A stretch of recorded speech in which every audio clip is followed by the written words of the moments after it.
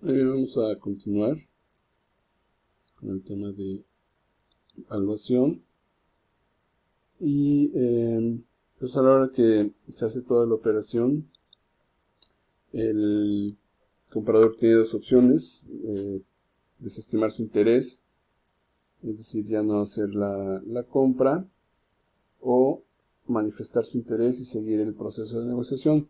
Todo esto cuesta, es decir, el asesor pues, de cualquier forma va cobrando por etapas, aunque al final el comprador se desista, eh, porque quizá yo como asesor le dije, oye, pues está bien la empresa, pero como ya habíamos comentado, tiene pasivos laborales muy altos, entonces pues, se desiste el comprador, pero de cualquier forma tiene que pagar a los asesores.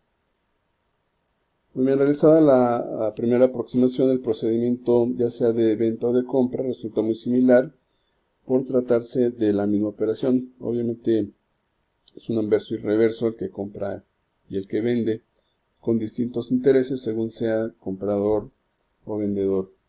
La negociación inicial se da si ya ambas partes están de acuerdo en seguir, y se hace una carta de confidencialidad nuevamente para potenciar la operación, y el memorando suministra la información bastante completa de la compañía. Tras un periodo razonable, el asesor debe exigir al potencial comprador que ratifique su interés inicial.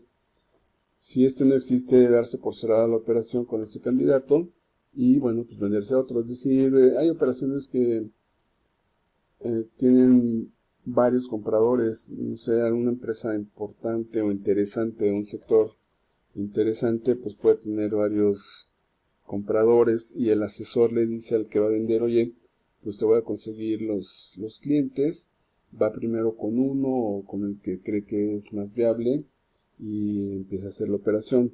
Pero si en algún momento del tiempo el que inicialmente quiere comprar tiene dudas o resulta que no tiene el dinero o algo por el estilo, pues en ese mandato y en esa carta de confidencialidad se establece que si en cierto tiempo ya no muestra interés o no tiene la capacidad, pues se da por cerrada esa operación.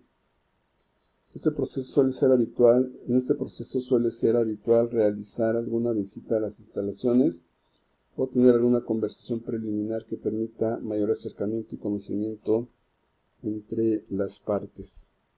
Si el interés se mantiene, la negociación inicial debe centrarse en el valor de la empresa. Un buen asesor debe conducir la negociación inicial a buen término, y ello normalmente se pacta en una carta de intenciones que cierra la primera fase de negociaciones. Esta carta de intenciones debe recoger el objeto básico de la transacción y su precio, las partes intervinientes y aquellos compromisos, condiciones y plazos que en cada caso conviene reflejar. Entonces pueden ver la película de arbitraje.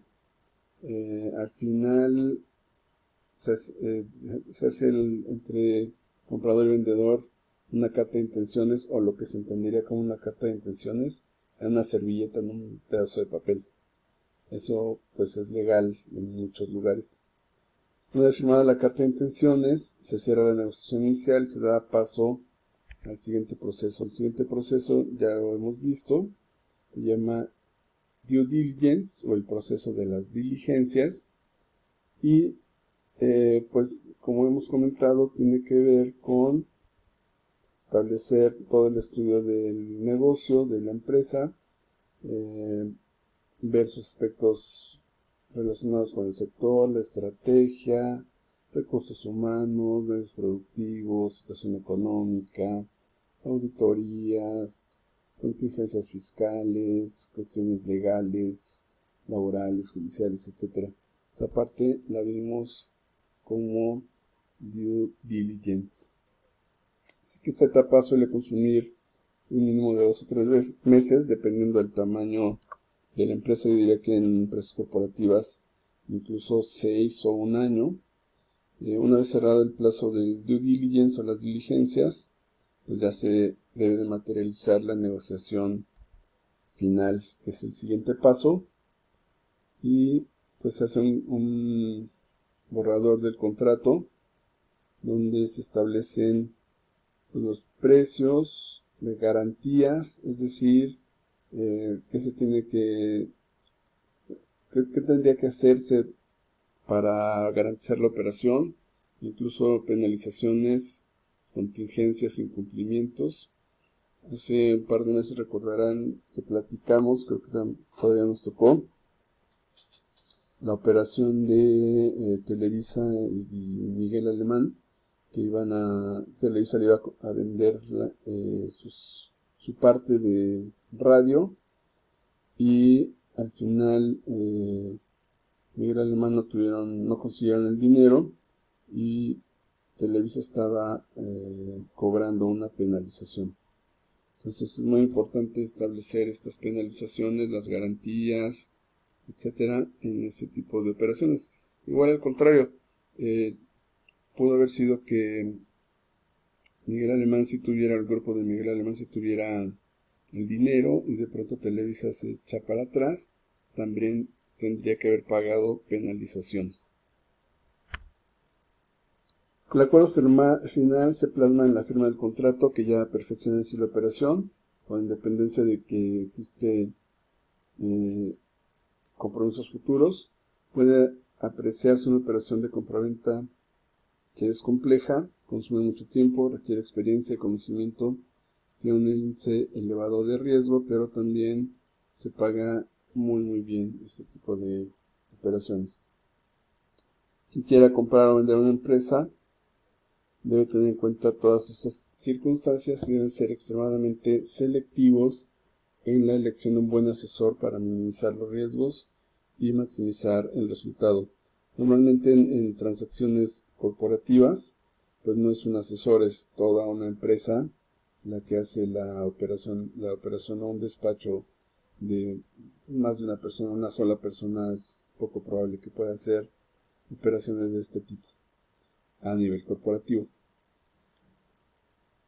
Siguiendo con la clase, vamos al tema de valoración, de evaluación, y diríamos que de forma genérica puede considerarse la evaluación o valoración como el proceso mediante el cual se obtiene una medición homogénea de los elementos que constituyen el patrimonio de una empresa o una medición de su actividad, de su potencial o de cualquier otra característica de la misma que interese cuantificar. Puede ser mercado, tecnología, como ya vimos. Valorar una realidad económica no es una tarea exclusivamente técnica, aunque un enfoque técnico erróneo puede invalidarla. Valorar es emitir una opinión, un juicio de valor que, subrayo en rojo, es siempre subjetivo y como cualquier opinión puede no estar suficientemente fundamentada. Los fundamentos de una valoración no son exclusivamente técnicos. En consecuencia, no existe un valor absoluto y único para una realidad económica, aunque existe un valor razonable. Eso es lo que encontramos al hacer una evaluación de una empresa, un valor razonable sobre el cual se negocia. Existe una valoración correcta, es aquella que se fundamenta en unos supuestos razonables y está bien realizada técnicamente. El componente subjetivo de cualquier valoración económica se estructura a partir de la respuesta adecuada a las siguientes preguntas. ¿Valor para qué? Para venta, para otro tipo de operación. ¿Para quién?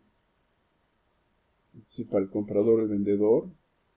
¿Y en qué circunstancias? Por ejemplo, hoy,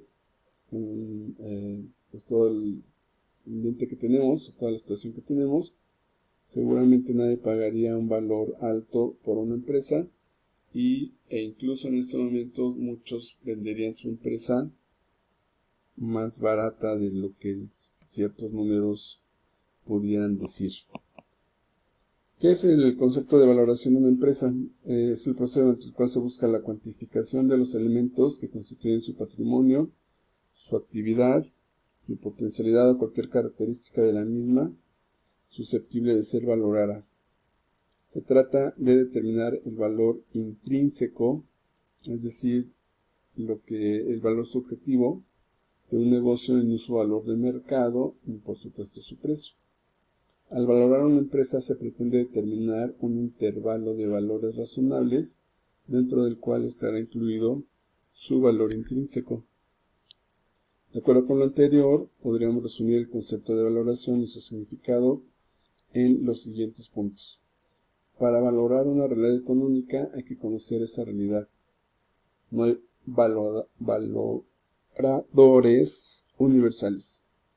La utilidad de la valoración de un negocio es directamente proporcional al conocimiento de mismo de quien valora el negocio.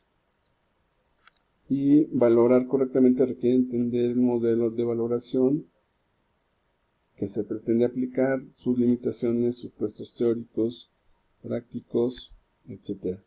Un modelo de valoración es tanto mejor cuanto más ayuda a entender la realidad del negocio que se pretende valorar. Debe emplearse supuestos razonables y explicitar las variables que se emplean en el modelo. No existen fórmulas ni variables mágicas. En la práctica, el proceso de valoración no es un ejercicio puramente académico ni un despliegue de habilidades cuantitativas. Toda valoración tiene un objetivo, un punto de vista y una parte de realidad objetiva. Y finalmente, para una misma realidad económica, establecidos el qué, para quién y en qué circunstancias, el valor económico correcto es único con independencia del método o técnica empleado. Esto a pesar del contenido subjetivo del proceso. Y toda valoración debe contrastarse con resultados. Esto es una vertiente científica, es decir, establecer hipótesis, establecer algunos números y ver si el resultado de mi valoración pues tiene esta parte de aplicación científica. Tenemos algunas razones para valorar. Vamos a hacer un pequeño resumen. Valores, cuestiones internas para la evaluación, conocer la situación y evolución del patrimonio. Muchas veces los accionistas dicen, oye, ¿y cuánto vale realmente la empresa? Es decir, es una evaluación no para vender o para comprar, sino para saber cuánto vale la empresa. A veces tenemos un capital contable de 1,000 pesos y resulta que realmente la empresa vale 3 millones de pesos, o al revés, tenemos 3 millones de pesos contables y la empresa vale medio millón de pesos. Entonces, muchas veces se hacen estas evaluaciones para ese tipo de razones. Verificar la gestión llevada a cabo por los directivos, que tiene que ver con lo anterior. Establecer las políticas de dividendos. Conocer la capacidad de endeudamiento o ampliación o reestructuración interna del capital para efectos de herencias o sucesiones.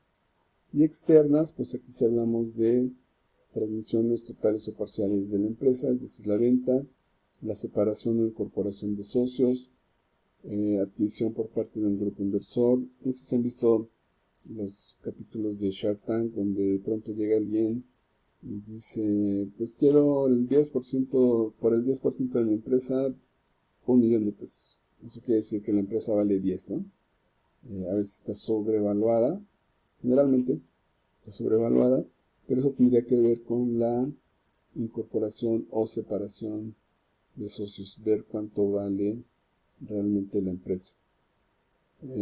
Por cuestiones internas, para fusiones apalancadas o para compras apalancadas y para solicitud de financiamiento bancario o corporativo. Los modelos que veremos, enseguida veremos, son los siguientes: valores contables, valores de rentabilidad futura, y me parece que voy a soltar voy a pasar al siguiente. Bueno, por cuestiones de tiempo, ahorita volvemos a tomar estos que ya son los modelos de evaluación. Y digo por cuestiones de tiempo porque esta aplicación solo deja grabar 15 minutos por video, ya se van a acabar. Entonces, en el tercer video y último, les dejo la evaluación.